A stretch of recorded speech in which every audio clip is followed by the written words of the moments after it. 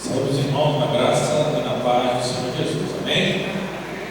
Convido os amados a abrirmos nossas Bíblias, livro de Esther, capítulo 3, a partir do versículo 7. Esther 3, a partir do versículo 7. Esther, capítulo 3, a partir do versículo 7. Amém? Todos encontraram? Amém?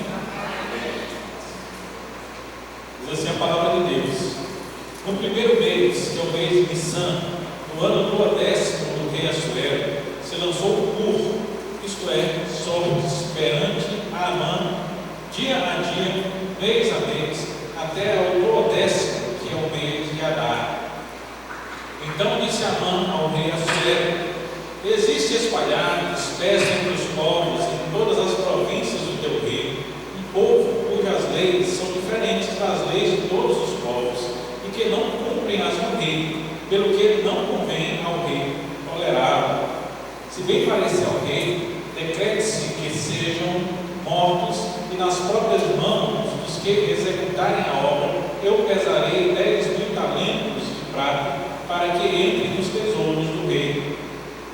Então o rei tirou da mão o seu anel, deu-o a Amã, filho de Amedetá, Agagita, adversário dos judeus, e disse: esta prata seja tua, como também este povo, para fazeres dele o que melhor for do teu agrado. Chamaram, pois, os secretários do rei, no dia 13 do primeiro mês, e segundo ordenou Amã, tudo se escreveu aos sátrapas do rei, aos governadores de todas as províncias e aos príncipes de cada povo, a cada província do seu próprio modo de escrever, e a cada povo na sua própria língua. Em nome do rei Assuero se escreveu, e com o anel do rei se selou. Enviaram-se as cartas por intermédio dos correios a todas as províncias do rei, para que se destruíssem, matassem e aniquilassem de vez a todos os judeus, moços e velhos, crianças e mulheres, em um só dia, no dia 13 do 10º mês, que é o mês de Adar, e que eles saqueassem os bens. As cartas encerravam o translado do decreto para que se proclamasse a lei em cada província. Esse translado foi enviado a todos os povos para que se preparassem para aquele dia. Os correios, pois, impelidos pela ordem do rei, partiram incontinenti, e a lei se proclamou na cidadela de Suzã. O rei e Amã se assentaram a beber, mas a cidade de Suzã estava perplexa. Ainda vamos ler o versículo 1, apesar de não fazer parte do nosso texto, só para contextualizar um pouco melhor. O capítulo 4, versículo 4 diz: quando soube Mordecai tudo o que se havia passado, rasgou as suas vestes, se cobriu de pano de saco e de cinza, saindo pela cidade, clamou com grande e amargo clamor. Vamos orar, feche os olhos comigo. Senhor Deus e Pai, nós te agradecemos, Senhor, por estarmos aqui reunidos em teu nome, Pai. Nós te agradecemos pela tua palavra linda, Senhor, e pedimos que o Senhor nos ilumine para que possamos compreender a tua palavra. Meu Pai, fala aos nossos corações, nos instrui segundo a tua vontade. Em nome de Jesus Cristo, seu Filho amado, nós lhe pedimos e agradecemos. Ainda na história de Esther, na casa da Pérsia, nós podemos ver aqui, o texto nos traz o quanto esse mundo ele pode ser cruel e impessoal. A história vinha até o começo do capítulo 3, mostrando que Mordecai finalmente decidiu que ele não iria mais se esconder, mas isso, como tudo que se faz, traz consequências. Ao Mordecai não se ajoelhar, não se curvar perante Amã, visível inimigo do povo judeu, é Amã o rei, e fica com ódio no seu coração. E como um homem mau, um grande vilão na história, ele não se contenta apenas em acabar com a vida de Mordecai. Ele quer acabar com todos os judeus. Por quê? Porque Amã também conhecia a história de Samuel, ele conhecia os mandamentos de Deus ao rei que mandou destruir. Ele conhecia a história do êxodo, onde Moisés com Josué, eles dispararam o seu povo bem lá no passado. Ele sabia da inimizade que havia entre esses povos, e assim, quando ele consegue influência suficiente, quando ele tem poder suficiente, e movido pelo seu ego ferido, ele resolve fazer com atrocidade. E o que nós podemos perceber, o que nós podemos tirar aqui desse trecho, que ele não vai trazer novidades sobre Amã, sobre o rei, apesar de nós citarmos aqui, nós vamos pontuar um pouco lá nos últimos versículos que nós lemos. Mas ele não traz novidades sobre nenhum deles, mas ele vai mais uma vez, exemplo do que foi no capítulo 1, esclarecer o que é esse mundo. Se lá no primeiro capítulo de Esther, a descrição nos mostrava que esse mundo ele gosta de pompa, ele gosta de opulência, ele gosta de ser visto. Aqui no capítulo 3, a partir do versículo 7, ele nos mostra que esse mundo ele é cruel. Não há princípios, não há pensamentos, e nós precisamos estar atentos a isso. Uma das coisas que se mostra aqui é que esse mundo ele não está nem aí. E se você acha que o mundo lá fora ele vai fazer alguma coisa com você, se engane muito com isso. Cuidado com onde você tem andado, porque na verdade o mundo não está nem aí. E até mais do que isso, a história da Amã nos mostra claramente: o mundo ele nutre o óleo escondido pelo povo de Deus. Então, o que é que se diz aqui no primeiro mês de Nissan? Olha, é mais ou menos como o primeiro mês. Naquele tempo havia uma diferença no calendário. Esse mês chamado Nissan, que corresponderia hoje a março e abril para nós. Então nós estaríamos mais ou menos aqui, nós estamos bem no limite aqui do que seria justamente esta data. Então, esse mês, eles sentam perante Assuero e lançaram diz aí o versículo 7, a palavra 3 letras, Por que o escritor, o autor, ele faz questão de colocar essa palavra aqui? A história de Esther, ele nos conta a origem de uma festa muito conhecida dos judeus, que é chamada festa do Purim. Purim é o múltiplo aqui, né? Pur é sorte, e Purim é sortes, sorteios. Então, o povo ele foi lançado sortes, a mãe estava diante do rei, de repente eles começaram a fazer um sorteio ali. Nós não sabemos exatamente o que consistia, mas o que dá a ideia, o texto é o seguinte: Amã se senta perante o rei, e eles começam a jogar uns dados ali, vamos dizer assim. Não era dado, mas para poder a gente entender. E aí foi lançando e caiu no mês, e no 10º mês, quer dizer, no 12º mês, que é o mês de Adar, estava no primeiro mês e foi para o 10º mês. Então era como se estivesse hoje em janeiro, e aí começaram a lançar sorte, caiu lá em dezembro, no dia 13. E aí o que dá a ideia é que quando se escolhesse o dia, ela não podia pedir qualquer coisa para o rei para poder fazer naquele dia.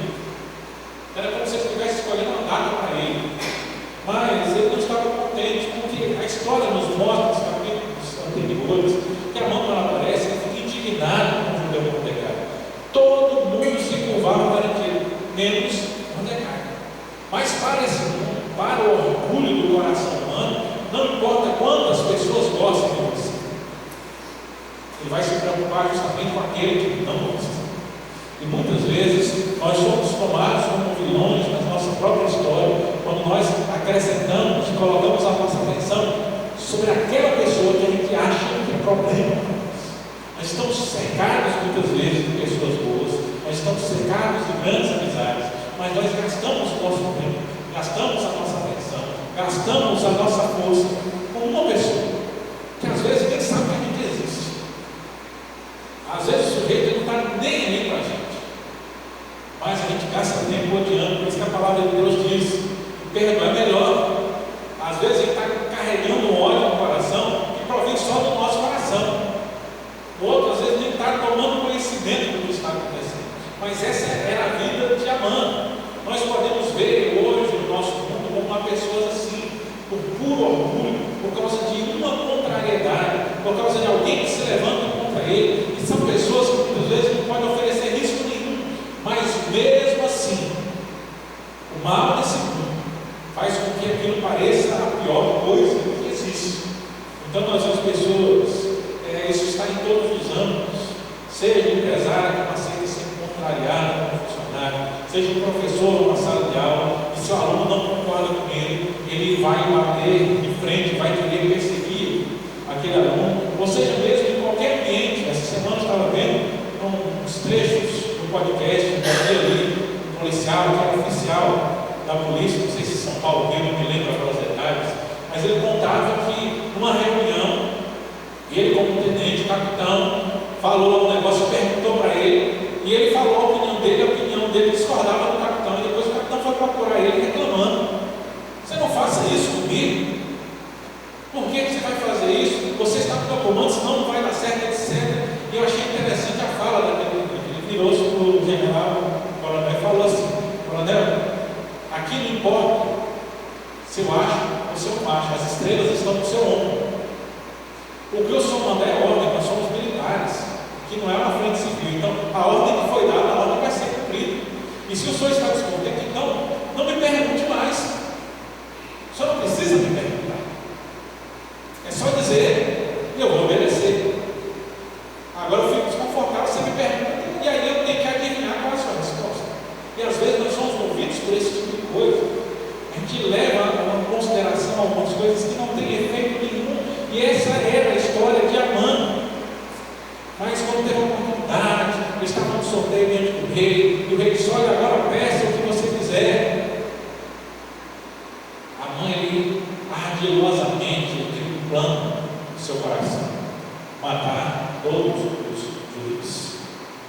Meus irmãos, não vamos pensar que muitas vezes isso muda no nosso coração, que as pessoas elas aceitam livremente o evangelho desse mundo, porque eles não aceitam. Não vamos pensar que é todo mundo de boa com os cristãos. Eles não são.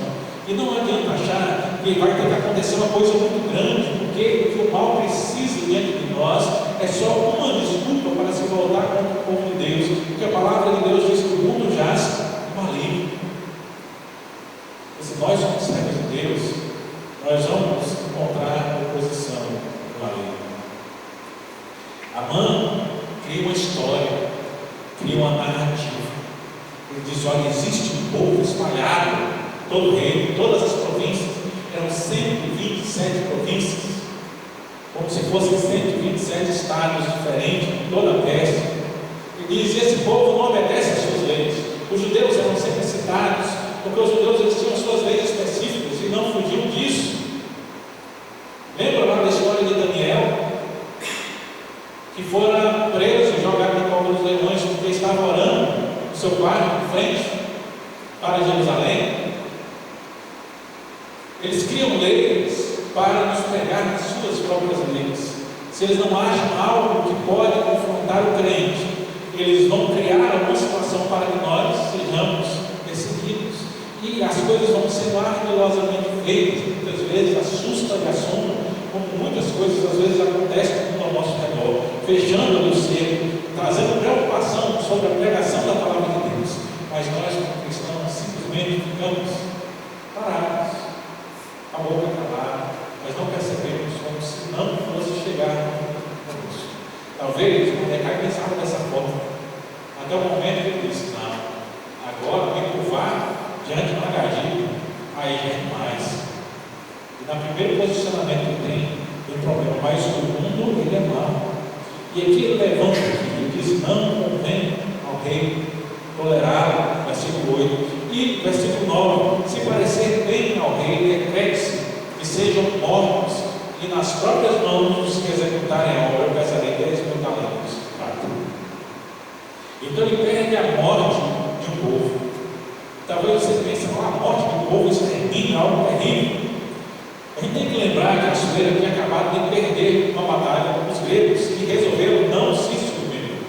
Então a mãe é ardilosa, chega e olha, tem mais um povo que não se submete, no meio aqui das suas províncias. E aquilo chama a atenção da Assuero, só que a Assuero é relapso. Talvez a gente olhe, venha lendo e diz: não, olha, o rei Assuero era até possível, ele fez Esther rainha. Parece que até o mundo ele pensa ser favorável para nós como servos de Deus. Mas a realidade é que na verdade ele não está nem aí. E é por não estar nem aí, quando alguém pede algo terrível, muitas vezes ele nem abre os olhos para ver. Quantas vezes nas nossas próprias leis, nos nossos próprios governantes, aparecem pessoas que levantam coisas contra o Evangelho.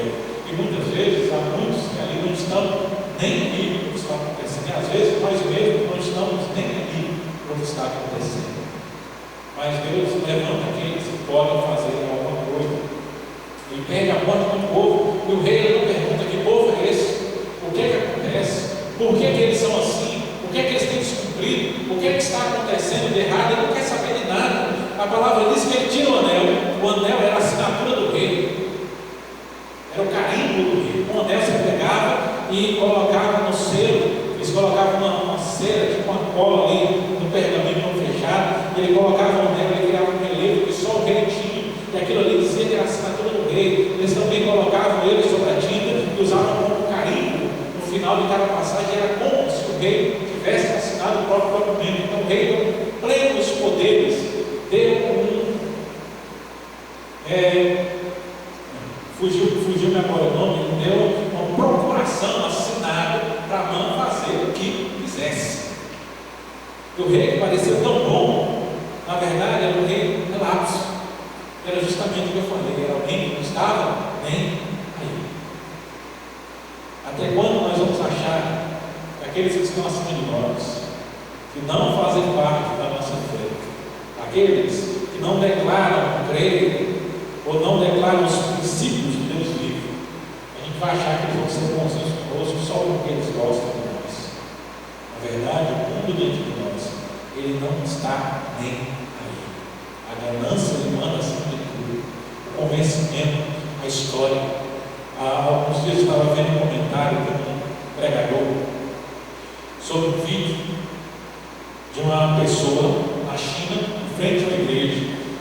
E aí ela fazendo um vídeo, que é um negócio, né? Dizendo, olha, mas tem uma igreja, não falam que igreja é proibida na China. E falando que é uma igreja permitida pelo Estado, tentando passar a ideia de que no regime chinês as igrejas são livres, você pode ter igreja, mas você tem que registrar no Estado. Mas eles não contam a história.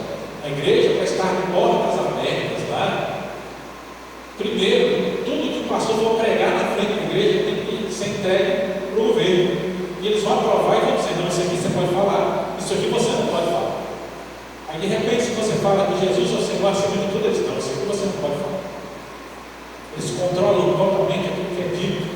Então, só é tolerado aqueles que se submetem e se ajoelham diante deles. Este é o mundo que eu sei. E muitas vezes nós nos perdemos.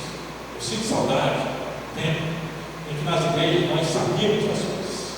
Que hoje parece que toda a informação que nós temos, ainda não sabemos do que está acontecendo.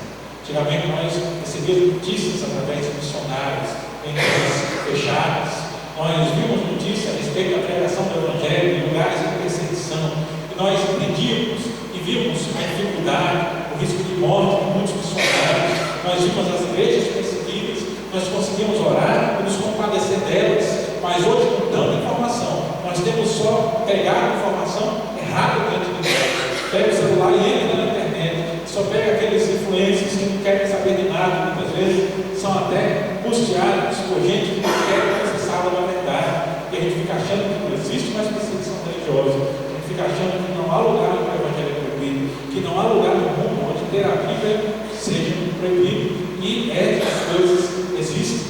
E antigamente, quando a gente não tinha internet, quando você não tinha redes sociais, quando você não tinha nada disso com velocidade de informação que nós temos, parece que as igrejas têm mais conhecimento dessas coisas do que nós temos hoje.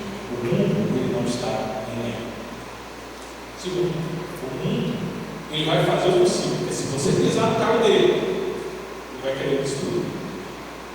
Amã, ele diz, ó rei, passa-se o decreto e eu vou dar 10.000 talentos de prata para que entre no tesouro do rei. A gente muitas vezes não tem muita noção do que Amã está dizendo aqui, não. 10.000 talentos era mais de 340 mil quilos.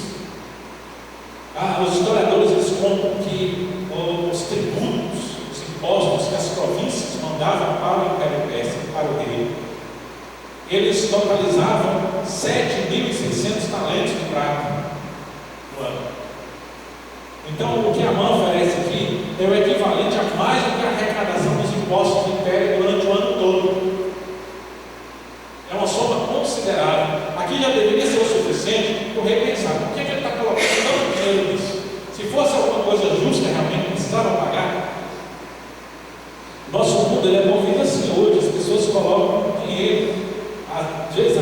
fazer o que é justo, tem que haver alguma recompensa, porque o mundo é movido pela ganância. Mas quando Amã faz tudo isso, versículo 10, ele tira a mão do seu anel e dá, e diz: esta prata seja tua e também esse povo, para fazeres nele o que melhor for o teu agrado. A ideia do dinheiro compra. E nós ficamos aonde? Hoje nós temos muitos cristãos que gostam de lembrar daquela frase: nosso Deus é o Deus do ouro e da prata. Mas muitas vezes se esquecem disso quando é para contribuir para o reino de Deus. Dízimos, ofertas, sustento da obra do Senhor. Às vezes nós temos uma facilidade muito grande de abrir a mão para poder buscar o nosso bem-estar, mas nos esquecemos quando é para contribuir para o reino de Deus. Mas o mundo não tem isso. Se é para cumprir os seus prazeres, se é para defender as suas próprias ideias, se é para conseguir vantagem diante dos outros, eles estão muito dispostos a enfiar a mão no bolso, tirar valores exorbitantes, assim como fala Jacó. Ele queria controle e ele obteve controle. E assim nós estamos cercados no mundo que a gente vive. Há pessoas em busca do controle, muitas vezes mais dispostos do que nós a pagar o preço. Porque hoje eu pergunto: que tipo de crente somos nós? Nós temos dificuldade em vir para a igreja. Quantas coisas nós colocamos na frente do reino de Deus? Eu fui criado num tempo em que ir para a igreja era essencial para o cristão. Hoje parece que qualquer coisa nos faz faltar domingo na igreja. Nós vamos para qualquer outro lugar. Nós não temos ensinado aos nossos filhos a trilhar o caminho do Senhor. Nós temos criado uma geração que igreja é sazonal. Nós não pagamos por isso. Nós não levantamos aquilo que é necessário. Nós deixamos para lá essas coisas. Mas o mundo ele não deixa de pagar o preço para poder conseguir êxito nas suas solicitações. E aí nós ficamos para trás. Nós temos um Deus maior do que Deus. Nós gostamos de nos lembrar da palavra de Deus, quando diz que o nosso Deus é o Deus sobre toda a terra.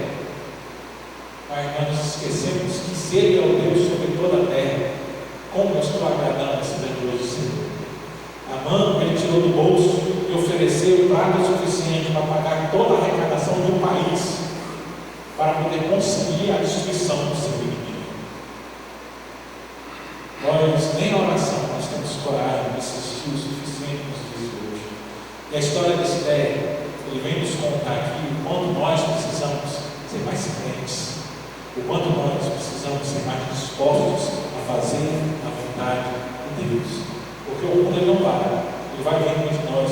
E em terceiro aqui, é até um texto um pouco comprido, mas não tem como fugir disso.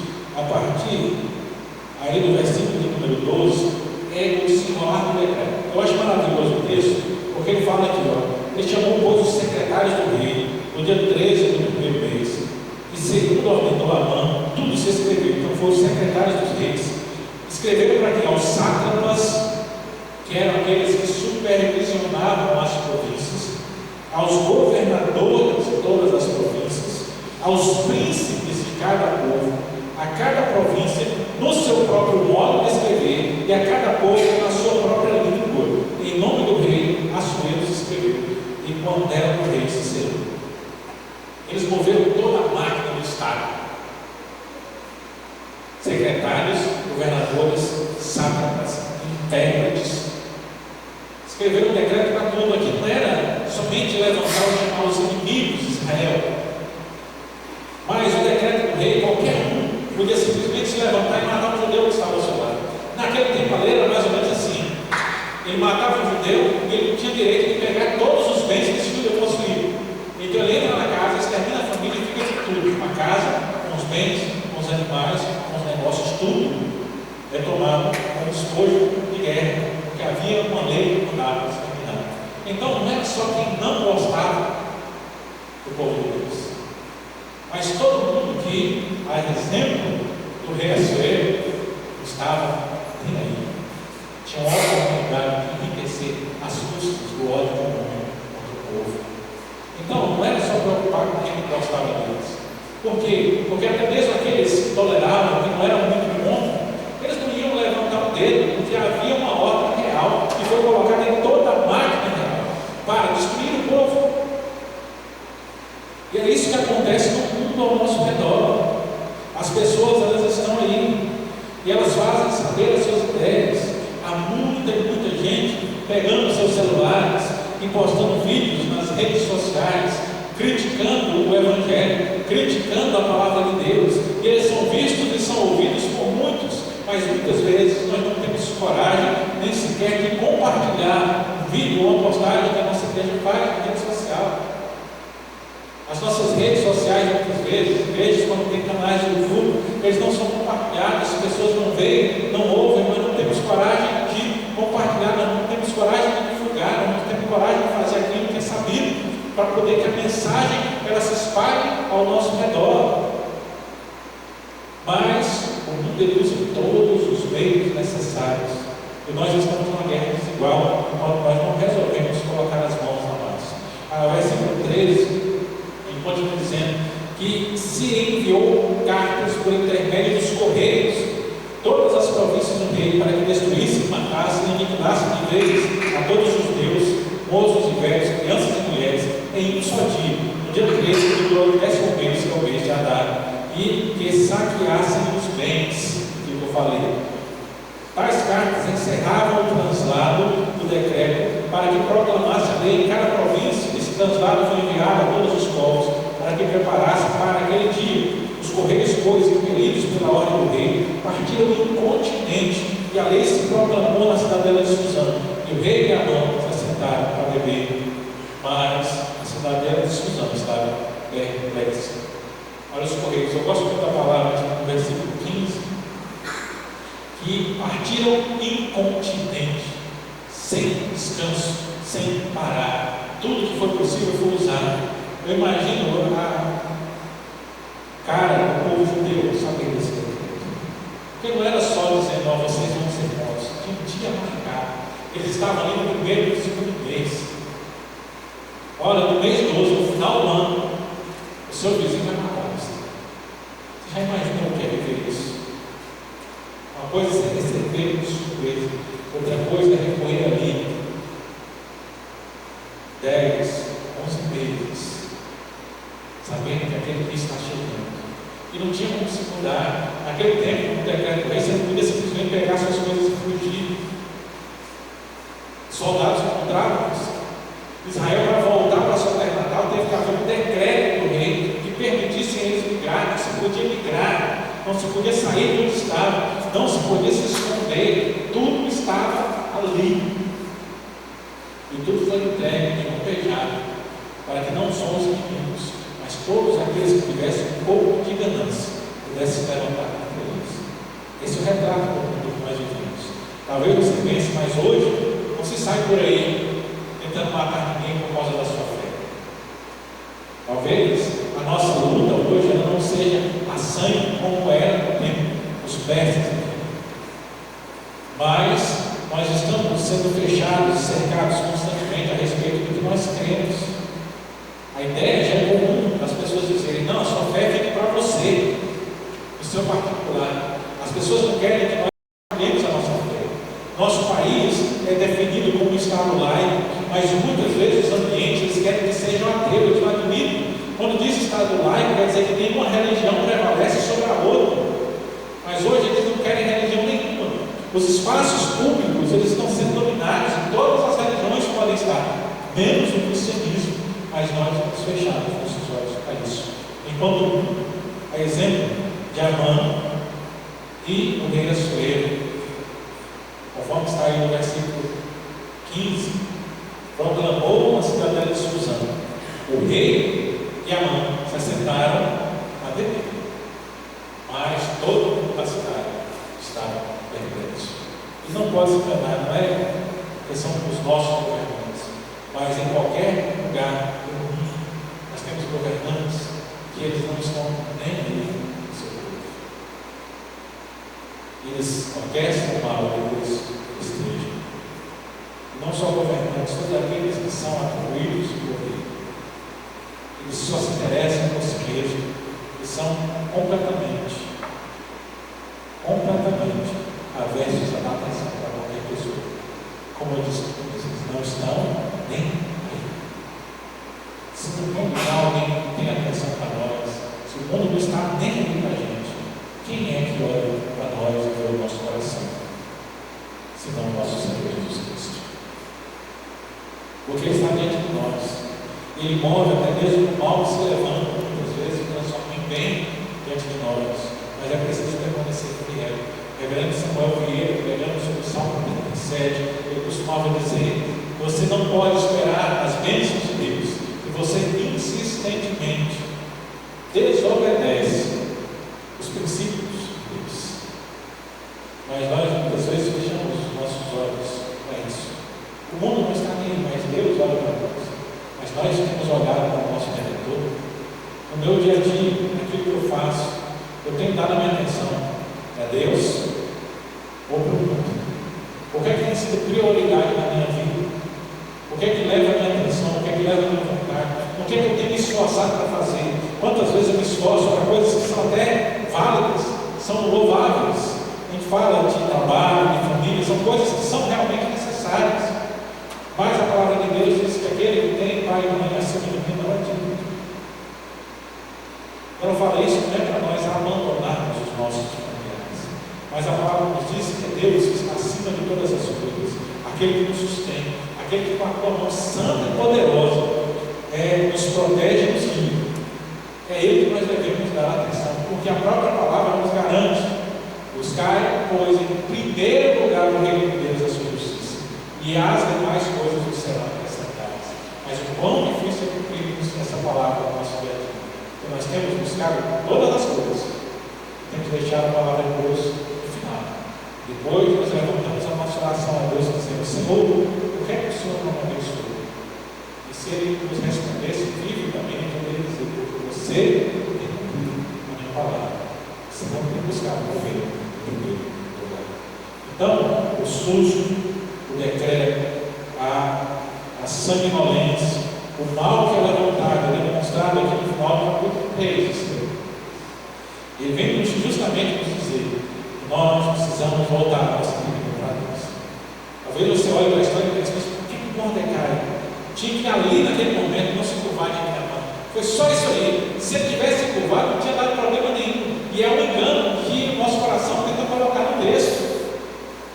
Porque independente de uma hora ou outra o negócio vai ficar feio. A gente fica pensando nas coisas e muitas vezes é isso que acontece no nosso coração. A gente começa a querer fazer as coisas de Deus, aí vem uma coisa errada. Tem alguém que persegue, tem alguém que nos descredibiliza, tem alguém que fala ao contrário, tem alguém que fala mal da gente, a gente para de fazer a obra de Deus e nada, não dá certo. Eu comecei a fazer, deu tudo errado, porque Deus não está querendo. A verdade é que nós somos pobres.